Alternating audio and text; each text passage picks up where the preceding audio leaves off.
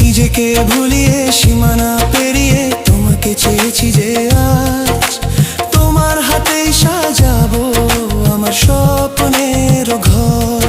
আমি তোমার প্রেমে পড়ে দুনিয়া ভুলে গেছি।